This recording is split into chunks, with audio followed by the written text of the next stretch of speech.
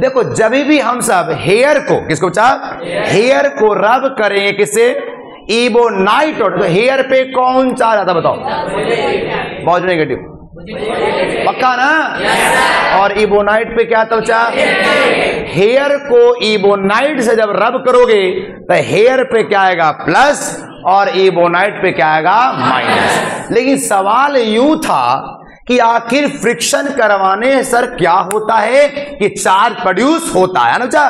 तो सवाल मैंने साथ लिखवाया था क्या, नहीं लिखवाया था। आइए सवाल वही होगा, सवाल मेरा होगा बच्चा कि इलेक्ट्रोस्टैटिक्स, क्या बात, इलेक्ट्रोस्टैटिक्स इज टर्म्ड एज क्या, frictional electricity, frictional electricity why. सवाल को खूब ध्यान से आपको समझना पड़ेगी। इस टॉपिक से आपको 3 से 4 ऑब्जेक्टिव निकल के सामने आएगा। उम्मीद करते हैं कि समझोगे।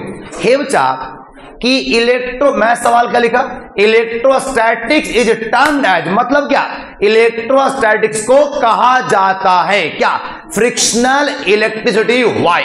मतलब क्या सवाल कहता है कि इलेक्ट्रोस्टैटिक्स को हम सब फ्रिक्शन वाला इलेक्ट्रिसिटी क्यों कहते हैं। और जब भी मेरे मुंह से निकलता है इलेक्ट्रोस्टैटिक्स, आप क्या समझते हो, चार्ज एट रेस्ट। कब चार्ज एट रेस्ट, मतलब रुका हुआ चार्ज के बारे में हम सब बात कर रहे हैं, सही बात है। लेकिन मेरा सवाल यूं है कि इलेक्ट्रोस्टैटिक्स को हम सब फ्रिक्शन वाला इलेक्ट्रिसिटी क्यों कहते हैं, क्योंकि आपको मालूम है कि दो बॉडी को, कोई और बॉडी नहीं, पहला कौन सा, विट्रस, दूसरा कौन, रेजिनस। विट्रस और रेजिनस को आपस में रगड़ने से क्या होता है, चार्ज पैदा होता है। इसीलिए हम लोगों ने इलेक्ट्रोस्टैटिक्स को क्या कहा बच्चा, फ्रिक्शनल इलेक्ट्रिसिटी, फ्रिक्शनल इलेक्ट्रिसिटी। लेकिन सवाल है क्यों, क्या बच्चा, क्यों, और आखिर रगड़ने से अंदर में कौन सा मैकेनिज्म होता है कि एक पर प्लस आता है, दूसरे पर क्या हुआ, माइनस। ये सवाल अभी भी बना हुआ है। फिलहाल इस सवाल का जवाब लेंगे बच्चा। सवाल क्या है, इलेक्ट्रोस्टैटिक्स इज टर्म्ड एज, मतलब क्या, इलेक्ट्रोस्टैटिक्स को कहा जाता है क्या बच्चा, फ्रिक्शनल इलेक्ट्रिसिटी, मतलब फ्रिक्शन वाला इलेक्ट्रिसिटी कहा जाता है। क्यों, सवाल क्या आप लोग समझे क्या, अरे हाँ ना बोलो। तो हम सब जवाब देंगे बच्चा कि electrostatics is termed as frictional electricity because electric charge at rest can be produced, क्या बच्चा, electric charge at rest can be produced by क्या, बाय रबिंग, क्या बच्चा, by rubbing two insulating object. अब सुनोगे इंसुलेटिंग ऑब्जेक्ट क्या, अरे insulator भाई, कौन सा, इंसुलेटर को हम लोग क्या कहते हैं बच्चा, इंसुलेटिंग ऑब्जेक्ट। मतलब दो इंसुलेटिंग ऑब्जेक्ट को आपस में रगड़ने से क्या होता है बच्चा, चार्ज पैदा होता है। इसीलिए हम सब फ्रिक्शन को हम लोग क्या बोलते हुआ, स्टैटिक बोलो, या हम लोग इलेक्ट्रोस्टैट्स को हम सब क्या कहते हैं बच्चा, फ्रिक्शनल इलेक्ट्रिसिटी कहते हैं। क्योंकि फ्रिक्शन करवा के हम सब क्या पैदा करते, चार्ज प्रोड्यूस करते हैं। इसीलिए इलेक्ट्रोस्टैट्स को क्या बोलोगे, फ्रिक्शनल इलेक्ट्रिसिटी बोलो, पक्की बात। देखिए अभी भी सवाल बना हुआ है कि रगड़ने से आखिर क्या होता है सर, जो चार्ज पैदा होता है, एक पर प्लस दूसरे पे माइनस। सही बात है। फिलहाल इस सवाल का जवाब मिला क्या, क्या कहो बताओ, ऐसा बोलेंगे कि electrostatics is termed as frictional electricity because electric charge at rest, electric charge at rest can be produced by rubbing two insulating object against each other. एक दूसरे से रगड़ के हम सब चार्ज को पैदा करते हैं। इसीलिए इलेक्ट्रोस्टैट्स को क्या कहो बच्चा, फ्रिक्शनल इलेक्ट्रिसिटी हम सब कहेंगे। बोलो क्लियर है, अरे हाँ ना बोलो। देखिए सवाल है कि क्यों पैदा होता है, ये बात करेंगे। फिलहाल मैं इसको लिखूं क्या, अरे हाँ ना बोलो। सवाल यूं है बच्चा, जवाब यूं देंगे कि इलेक्ट्रोस्टैटिक्स इज टर्म्ड एज क्या राजू, फ्रिक्शनल इलेक्ट्रिसिटी बिकॉज, क्योंकि बउआ electric charge at rest can be produced by कैसे, by rubbing two insulating object against each other आइए, ये तो जान गया, कोई बड़ी बात मैंने नहीं सिखाया बच्चा। ये मेरे ख्याल से बचपन से आप जानते होंगे कि रगड़ने से चार्ज पैदा होता है। देखिए एक बात और ध्यान रखिएगा कि रगड़ने वाला दोनों सब्सटेंस में से एक आपका क्या होना चाहिए, विट्रस, और दूसरा कौन सा, रेजिनस। मतलब एक होगा विट्रस और दूसरा होगा रेजिनस, तभी एक पर प्लस दूसरे पे माइनस। अरे रुक जा भाई, क्यों लिख रहा है, ठंड रख थोड़ा। अब सवाल आता है सर, आप बोल रहे एक विट्रस लेंगे दूसरा रेजिनस लेंगे, अगर दोनों सेम सेम लेंगे तब क्या होगा, कुछ तो होना चाहिए। अब बताओ मुझे, अगर मैं बोलूं आपसे कि मैं एक ग्लास रॉड ले लूं और सिल्क ले लिया, क्या लिया, ग्लास रॉड और सिल्क को रगड़ा, तो एक है विट्रस दूसरा क्या, रेजिनस, एक पर प्लस दूसरे पे माइनस आएगा। लेकिन अगर सिल्क को सिल्क से रगड़ेंगे, क्या हुआ, सिल्क को सिल्क से रगड़ेंगे तब क्या पैदा हो, बेब। अरे मैं चार्ज के बारे में पूछ रहा हूं, चार्ज पैदा हो कि नहीं से पूछ रहे हैं। तो रिपल्सन कौन मुझसे बोला तुम लोग, जब चार्ज पैदा ही नहीं हुआ तो रिपल्सन कैसे बोला, चार्ज पैदा होगा कि नहीं से बताओ पहले, नहीं होगा, होगा, चार्ज पैदा होगा, नहीं होगा, चार्ज पैदा नहीं होगा, जब काय नहीं होगा तो चार्ज पैदा होगा। सुनो एक बार जान लीजिए, सेम सब्सटेंस को आपके मन में सवाल आना चाहिए, होगा, आया होगा कि सेम रहेगा, विट्रस रहे, रेजिनस रहेगा तो चार्ज प्रोड्यूस नहीं होगा बच्चा। क्या पैदा होगा, हीट पैदा होगा। क्या पैदा होगा, हीट। दोनों हाथ, लोगों ऐसे हाथ को रगड़ो, हाथ को रगड़ते तो क्या होता भाई, गर्मी नहीं पैदा, ये चार्ज पैदा होता है, हीट पैदा होता है। ऐसा मत मिथ पालना कि हाथ को रगड़ने चार्ज पैदा होता है, ऐसा बिल्कुल नहीं है। हाथ को हाथ से या सेम सब्सटेंस को रब करने से क्या होता है, हीट पैदा होता है, चार्ज पैदा नहीं होगा। क्लियर है, अरे हाँ ना बोलो। लेकिन सवाल अभी बना हुआ है कि आगे रगड़ते हैं तो क्या होता है सर, जो चार्ज पैदा होता है। आइए हम सब अंदर का मैकेनिज्म को हम समझते हैं। देखिएगा हे बच्चा, कल्पना करो मेरे पास कौन है, सिल्क है, क्या बच्चा, और मैं बोला आपको 4 सवाल पूछूंगा, ठीक है। और ए हमारे पास क्या बच्चा, ग्लास रॉड है, कौन है बेड़ू, ए आपका क्या है राजू, ग्लास रॉड है, क्या बच्चा, ग्लास रॉड। मैं यहां लिखता हूं बाहर में, देखना। और ग्लास रॉड का नेचर आपको भली भांति मालूम है, बताओ ग्लास रॉड पर क्या आता, प्लस, ये मालूम कि नहीं मालूम। अच्छा जी, देखो एक बात और मालूम होगा आपको कि दुनिया में सारे सब्सटेंस क्या होते हैं, न्यूट्रल होते हैं। क्या हुआ, न्यूट्रल समझते हो, न्यूट्रल समझते हो। देखो कोई बॉडी ऐसे है, इस पे कोई चार्ज सरफेस पे नहीं है कि, लेकिन बॉडी के हर बॉडी के अंदर में चार्ज होता है, लेकिन सरफेस पे अगर नहीं है तो हम क्या कहते हैं, बॉडी कैसा, न्यूट्रल है। मानो कि इसके अंदर 10 को प्लस होगा, 10 क्या होगा, माइनस होगा, और नेट चार्ज क्या हो गया, 0, बॉडी क्या हो गया, न्यूट्रल। इसका मतलब क्या होता है कि कोई भी बॉडी हो, हर बॉडी के अंदर चार्ज होता है, प्लस भी होता है और माइनस होता है, लेकिन अब प्लस और माइनस दोनों बराबर होने के कारण बॉडी क्या होता है, न्यूट्रल कहलाता है। न्यूट्रल बॉडी के अंदर में चार्ज होता है, लेकिन जितना प्लस होता उतना ही माइनस, तभी कोई बॉडी आपका न्यूट्रल बॉडी कहलाता है। बोलो पक्की बात, अरे हाँ ना तो बोलो। अच्छा देखो हे बच्चा, जैसी ग्लास रॉड को, समझिएगा बात को, जैसी ग्लास रॉड को हमने क्या किया हुआ, सिल्क से रब किया। शुरू कोई चार्ज नहीं था, ना ग्लास पे था ना सिल्क पे था, बट जैसी हम सब ग्लास रॉड को सिल्क से रब किया तो रगड़ने पे क्या होता है, डू यू नो, इलेक्ट्रॉन का माइग्रेशन होता है। क्या होता बच्चा, माइग्रेट करना मीन्स क्या, एक स्थान से दूसरे स्थान चला जाता है। इस घटना को हम कहते हुआ माइग्रेशन। माइग्रेट कर जाना मतलब चला जाना, मतलब ट्रांसफर होना। क्या हुआ, ट्रांसफर। और आपको यह भी मालूम होगा, किसी बॉडी से अगर एक इलेक्ट्रॉन निकल जाता है तो उस बॉडी पे एक प्रोटॉन छोड़ के आता है। ये आप लोगों ने पढ़ा ध्यान बच्चा, किसी बॉडी से अगर एक इलेक्ट्रॉन निकलता है, एक नेगेटिव चार्ज निकलता है, तो उस बॉडी पर एक प्लस छोड़ के आता है। बोलो मालूम कि नहीं मालूम? हे मेरा बच्चा, जैसी ग्लास रॉड को रब किया सिल्क से, तो ग्लास रॉड से इलेक्ट्रॉन का क्या होता? माइग्रेशन, मतलब ट्रांसफर होता है। किसका ट्रांसफर होता है? इलेक्ट्रॉन का। किससे होता है? ग्लास रॉड से सिल्क की ओर। ग्लास से सिल्क की ओर इलेक्ट्रॉन का क्या होता है बच्चा? ट्रांसफर। कौन जाता है? इलेक्ट्रॉन। कौन राजू? इलेक्ट्रॉन। मान लो इस सिल्क पे 1 2 3 4 5 6 इलेक्ट्रॉन क्या हुआ? ट्रांसफर। कहां से कहां हुआ? ग्लास से सिल्क। तो इस ग्लास पर क्या होगा? 6 गो प्लस 1 2 3 4 5 6, यानी कि जब हम सब एक विट्रस और एक रेजिनस को रगड़ते हैं तो इलेक्ट्रॉन का ट्रांसफर होता है। और इलेक्ट्रॉन कहां से कहां ट्रांसफर होगा? ग्लास रॉड से सिल्क।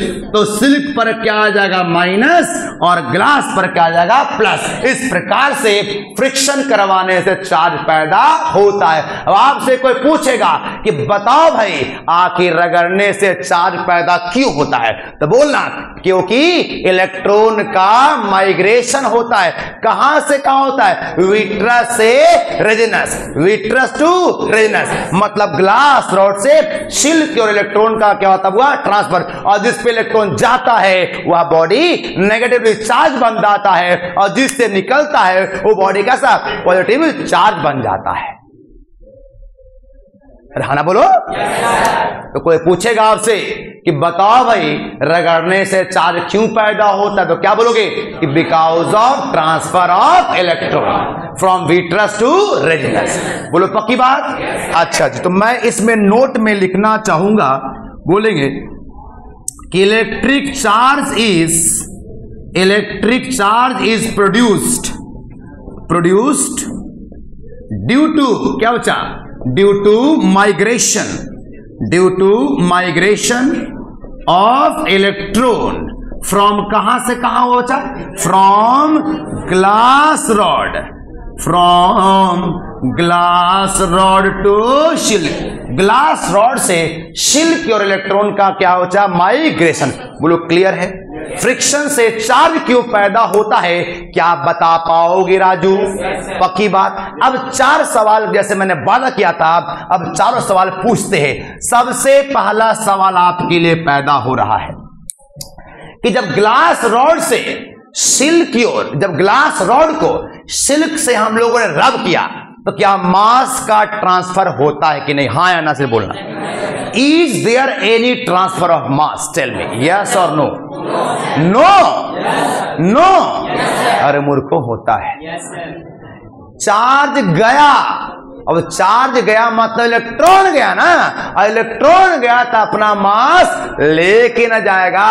तो बोलेंगे yes, there is a transfer of mass from कहां से कहां? From glass rod to silk. बोलो पक्की बात। पहला ऑब्जेक्ट पूछता है कि when glass rod is rubbed with silk then is there any transfer of mass? क्या मास का ट्रांसफर होता है? तो बोलेंगे yes, there is a transfer of mass from glass rod to silk. समझे कि नहीं?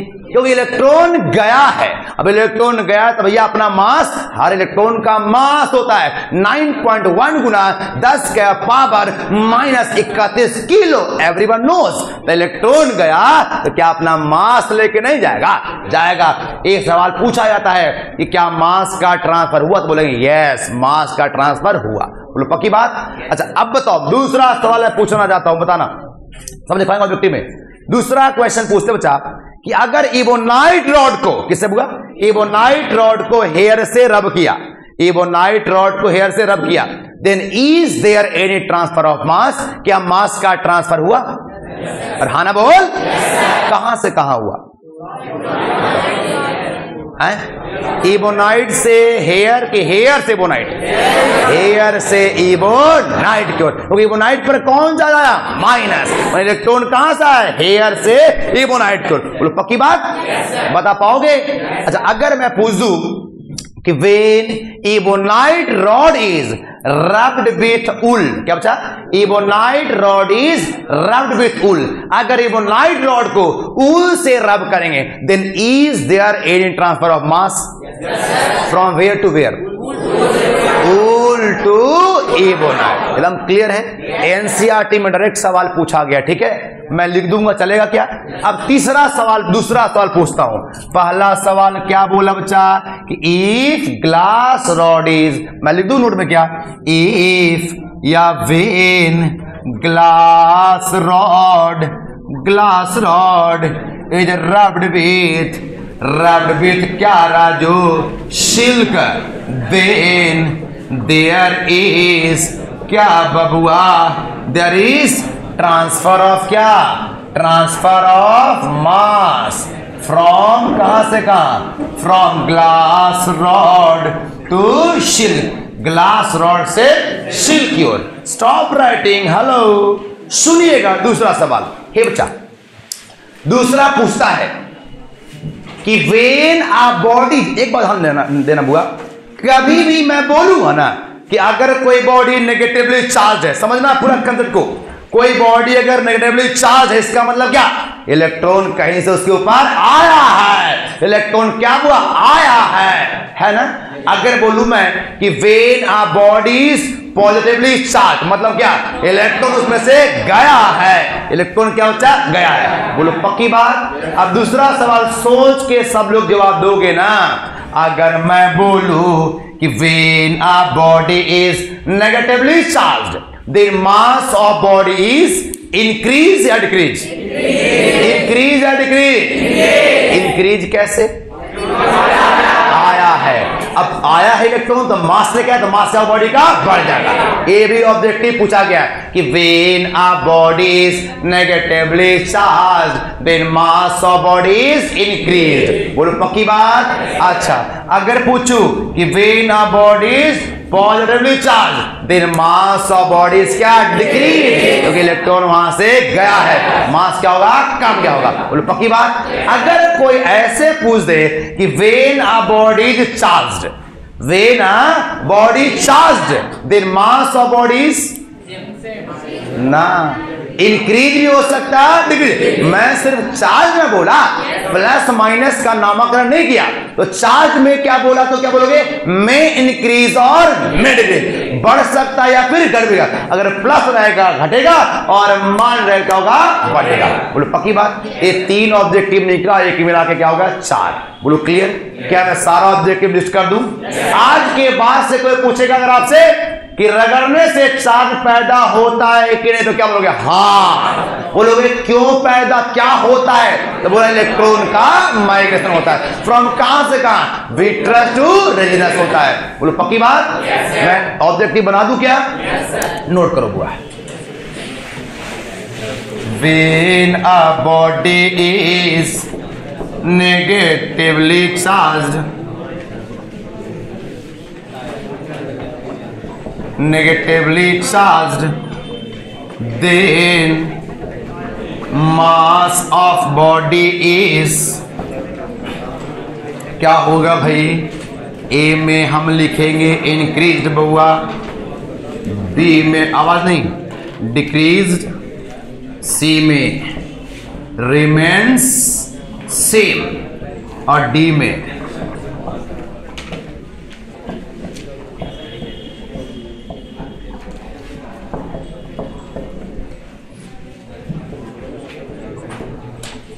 when a body is positively charged,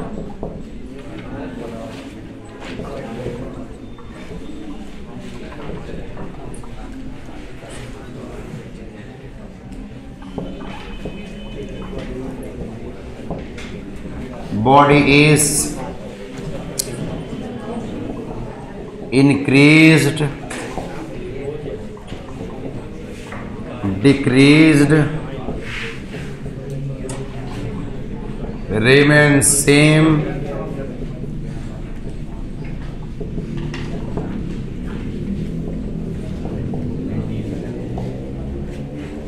और तीसरा कहता बच्चों कि when a body is charged,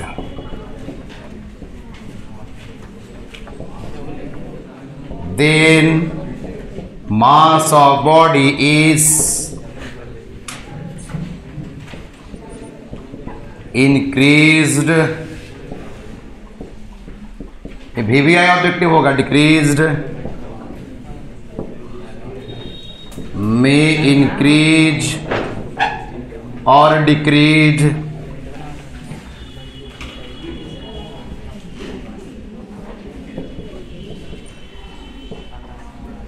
चलिए बोलो क्या क्या मार दें। When a body charge in mass of body क्या बच्चा increase, when a body is positive charge in mass of body is decrease, when a body charge in mass body में increase और डिक्रीज। बोलो क्लियर।